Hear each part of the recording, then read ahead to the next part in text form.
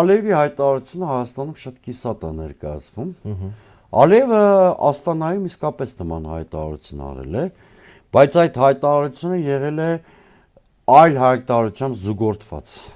Նախ նա խոսել է Զանգեզուրի միջանցքի մասին հենց այդ տերմինով, Զանգեզուրի միջանցք, ու սա այն դեպքում, երբ որ Նիկոլ Փաշինյանը պնդում էր, որ Դուշանբեում թե եսին որ մայրաքաղաքում, որտեղ վերջերս նրանք գրեթե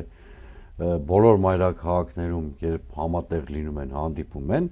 պայմանավորվածություն էին ձեռք բերել իբրև թե, որ այլևս Վաշինգտոնյան համաձայնությունների խորտ տերմիններ չեն օգտագործում, բայց ինչպես տեսանք,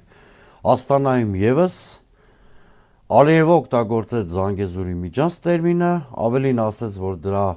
նախագիծը պատրաստ կլինի արդեն 2028-ի վերջին,